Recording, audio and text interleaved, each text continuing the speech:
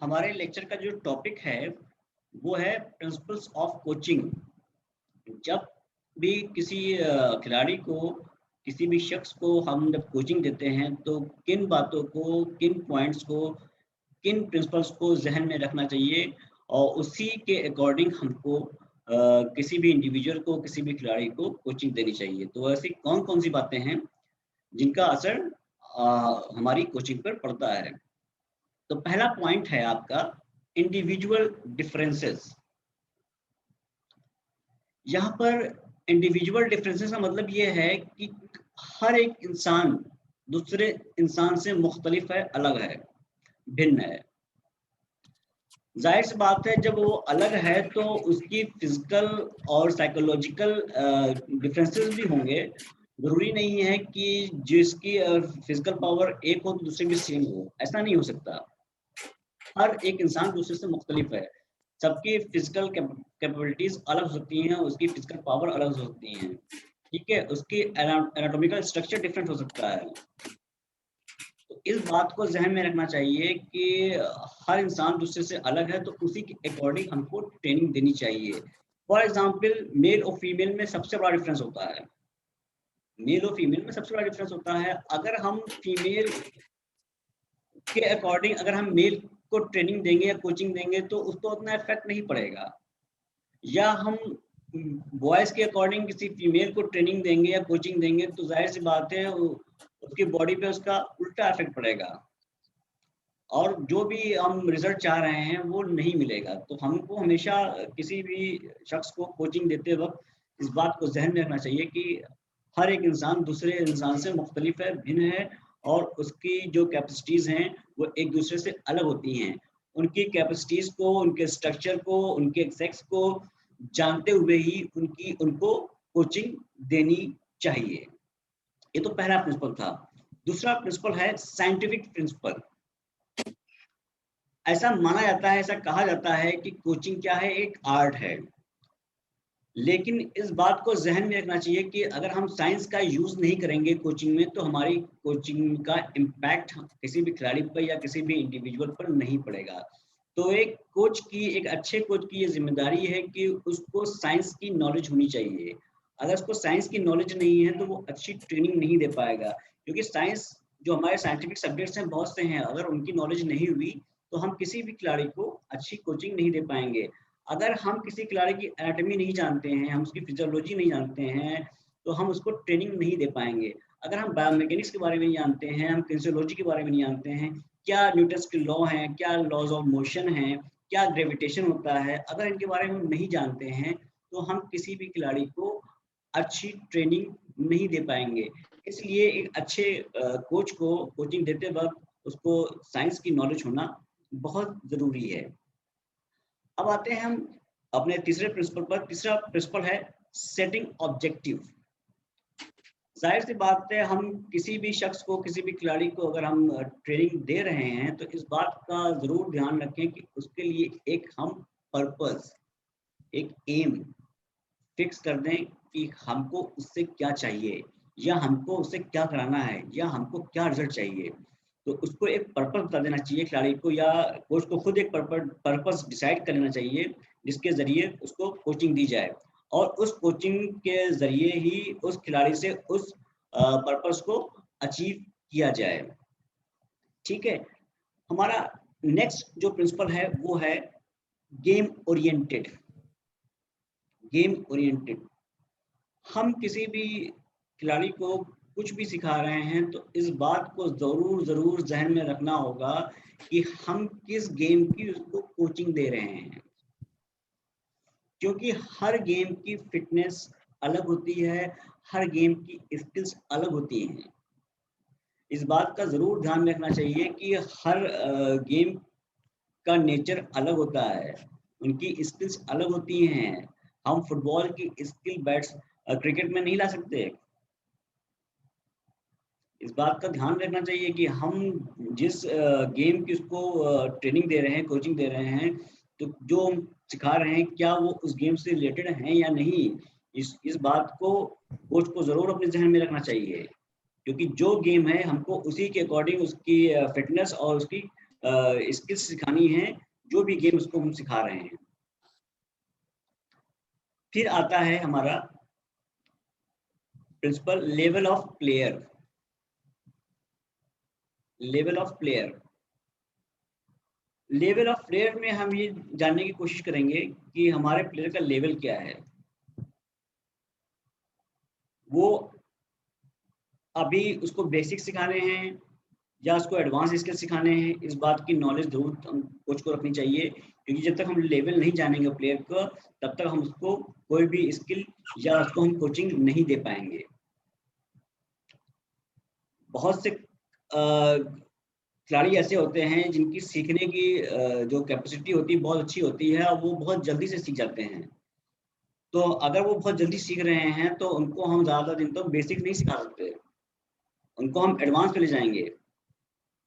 या बहुत से लोग होते हैं जो हम जिनको हम काफ़ी टाइम से सिखा रहे हैं, नहीं सीख पा रहे हैं, तो उनको हम एडवांस में नहीं ले जाएंगे, उनको पहले हम बेसिक ही सिखाएंगे। ठीक है, उनका लेवल जान क्या कैपेसिटी है, कितना परफॉर्म कर सकते हैं, कितना जा सकते हैं आगे वो। फिर आता है नेक्स्ट प्रिंसिपल आपका full knowledge of player. Full knowledge of player,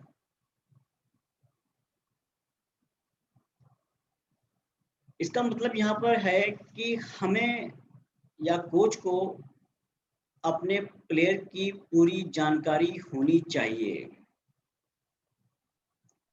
वो सोसाइटी के साथ कैसे बिहेव करता है, अपने घर में बिहेव कैसे करता है, घर में उसका रिलेशन कैसा है, कोच के साथ कैसा रिलेशन है, उसको क्या पसंद है क्या नहीं पसंद है, वो फ्री टाइम में क्या करता है, इस सब की जानकारी कोच को होनी चाहिए। अगर इन सब चीज़ की जानकारी होगी तभी कोच अपने खिलाड़ी को अच्छी ट्रेनिंग दे पाएगा। मान लीजिए उसको अपनी फैमिली में प्रॉब्लम है, उसकी भाई से नहीं बन रही है, उसकी बहन से नहीं बन रही है, उसकी अम्मी से नहीं बन रही है, वो हर वक्त टेंशन में रहता है, उसको स्ट्रेस रहता है। तो जब तक ये स्ट्रेस रहेगा, उसको टेंशन रहेगा, तो कोच उसको अच्छी कोचिंग नहीं दे पाएगा। तो कोच की जिम्मेदारी भी होती है, अगर इस तरह की इसकी कोई भी प्रॉब्लम्स हैं तो उसकी वो काउंसलिंग करके इन प्रॉब्लम्स को सॉर्ट आउट करे और फिर उसको अच्छी ट्रेनिंग दे। इस बात को भी ध्यान में रखें कि कोच और प्लेयर का क्या रिलेशन है। कोच को हमेशा एक गार्जियन, एक दोस्त की तरह प्लेयर के साथ पेश आना चाहिए और उसकी प्रॉब्लम्स को अच्छे से सुनना चाहिए, समझना चाहिए और जो भी प्रॉब्लम है उसको सॉर्ट आउट करना चाहिए। जब वो इस तरह की चीज़ें करेगा और अपने प्लेयर को समझेगा, उसकी प्रॉब्लम्स को सॉर्ट आउट करेगा, दोस्त की तरह उसके साथ पेश आएगा, तभी वो किसी खिलाड़ी को अच्छी कोचिंग दे सकता है। फिर हमारा नेक्स्ट प्रिंसिपल है knowledge of teaching methods. Knowledge of teaching methods, एक अच्छे कोच को मुख्तलिफ किस्म के टीचिंग मेथड्स की नॉलेज होना बहुत ज़रूरी है। कब कौन सा मेथड किस खिलाड़ी के लिए हम यूज करेंगे ये कोच को मालूम होना चाहिए। क्योंकि अगर हम बात करें किसी भी खेल की जहां कोचिंग दे रहे हैं तो वहां पर ज्यादातर होल पार्ट मेथड या पार्ट मेथड या डिमॉन्स्ट्रेशन मेथड या इमिटेशन मेथड, इस तरह के मेथड यूज किए जाते हैं। यहाँ पर अगर हम लेक्चर मेथड यूज करने लगे या डिस्कशन मेथड यूज करने लगे तो जाहिर सी बात है हम जो भी सिखा रहे हैं उसका इम्पैक्ट बिल्कुल खत्म हो जाएगा। कोच को इस बात का भी ख्याल रखना चाहिए कि स्टूडेंट के या खिलाड़ी के बोर्डम को दूर करने के लिए नए नए टीचिंग मेथड्स भी ईजाद करे वो, ताकि किसी भी खिलाड़ी को अच्छे से बेहतर ढंग से उसको सिखाया जा सके। फिर जो नेक्स्ट आपका प्रिंसिपल है वो है ऑब्जर्वेशन ऑफ प्लेयर्स।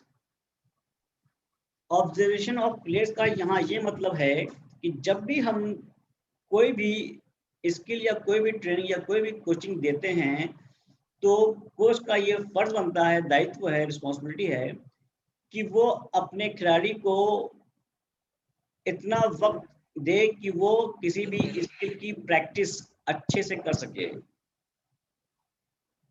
और उसके बाद इतना टाइम हो, इतना स्पेस हो कि वो अपनी स्किल्स को अच्छे से परफॉर्म कर सके। और यहाँ पर जब जब वो परफॉर्म कर रहा होता है तो कोच की जिम्मेदारी होती है कि कोच की नज़र उस खिलाड़ी पर रहे, उसको ऑब्जर्व करे कि वो स्किल को कैसे परफॉर्म कर रहा है, उसके बॉडी के मूवमेंट्स क्या हैं। इन बातों को जब देखेगा तो वो उसके प्लस और माइनस पॉइंट्स को जान पाएगा कि वो कहाँ पर अच्छा कर रहा है और कहाँ पर खराब कर रहा है। जहाँ पर अच्छा कर रहा है तो वहाँ पर बताएगा कि हाँ इसको और कैसे अच्छा किया जा सकता है, या जहाँ पर उसकी कुछ कमी है तो वो उसको सुधारने की कोशिश करेगा। तो कोच की एक जिम्मेदारी है कि वो किसी भी खिलाड़ी का ऑब्जर्वेशन जरूर करे जब वो कोई भी स्किल को परफॉर्म कर रहा हो। फिर आपका आता है next principle, simple to complex. Simple to complex,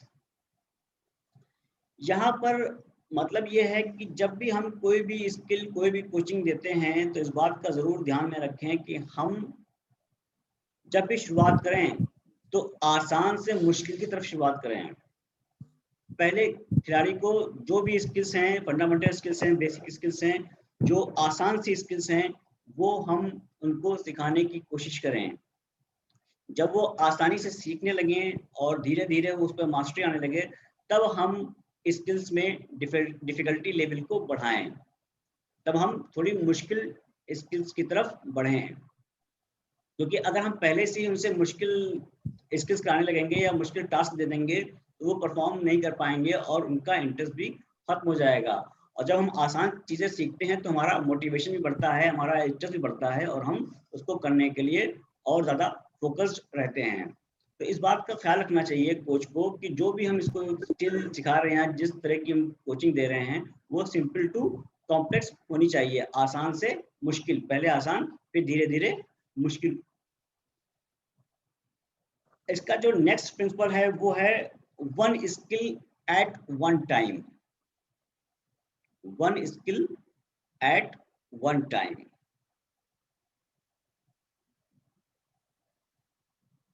यहाँ पर कहने का मतलब ये है कि कोई भी कोच जब कोई भी स्किल सिखा रहा है तो इस बात का ध्यान रखे कि हमको एक वक्त पर सिर्फ एक ही स्किल सिखानी है। अगर एक वक्त पर हम कई स्किल सिखाएंगे तो कोई भी खिलाड़ी कंफ्यूज हो जाएगा और कई स्किल्स में हम उसकी एरर्स को बहुत अच्छे से दुरुस्त नहीं कर पाएंगे। हम अगर उसको एक ही स्किल एक ही टाइम पर सिखा रहे हैं तो उसकी हम एरर्स को पकड़ सकते हैं और एरर्स को दुरुस्त कर सकते हैं, और एक ही स्किल एक टाइम पर कराने से उसको धीरे धीरे उसमें परफेक्शन आने लगता है और वो मास्टरी हासिल कर लेता है। तो इस बात का जहन में होना बहुत ज़रूरी है कि हम जब भी कोई भी स्किल दिखा रहे हैं तो वो एक ही टाइम पर एक ही स्किल। ये नहीं कि फिजिकल एजुकेशन की क्लास हो रही है और क्लासेस नहीं हुई हैं और प्रैक्टिकल्स आ गए हैं और प्रैक्टिकल्स कराने भी हैं तो हमने एक ही टाइम पर आपसे सारी स्किल्स करवा दी, आपसे चेस्ट पास भी करा दिया, लेफ्ट शॉट भी करा दिया, ठीक है, आपसे वन बाउंस पास भी करा दिया, या जो भी स्किल्स हैं एक साथ करा दी। ये तरीका सही नहीं है। कोचिंग का सबसे अच्छा तरीका यही है कि एक स्किल को एक ही टाइम पर सिखाना चाहिए ताकि वो खिलाड़ी उस स्किल की बारीकियों को अच्छे से समझ सके। फिर लास्ट प्रिंसिपल जो है वो है with less energy more outcome. With less energy more outcome. यहाँ कहने का मतलब है कि कोचिंग इस तरह से देनी चाहिए ताकि जो भी खिलाड़ी है वो कंपटीशन में जाए तो उसकी एनर्जी कम से कम खर्च हो और उसका जो इफेक्ट आए, उसका जो रिजल्ट आए वो हमको ज़्यादा से ज़्यादा मिले।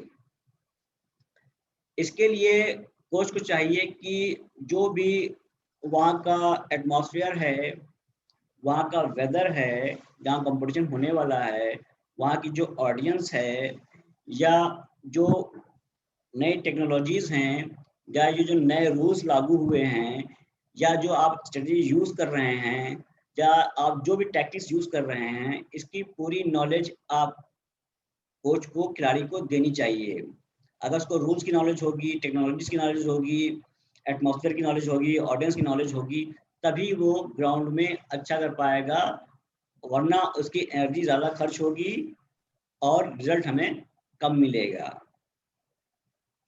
तो ये सब हमारे कोचिंग के प्रिंसिपल हैं, जिनके ज़रिए, जिनके माध्यम से हमको किसी भी खिलाड़ी को कोचिंग देनी चाहिए। आज का टॉपिक यहीं पे ख़त्म हो रहा है। नेक्स्ट टॉपिक में हम लोग फिर मिलेंगे। अगर कोई सवाल हो तो आप लोग पूछ सकते हैं।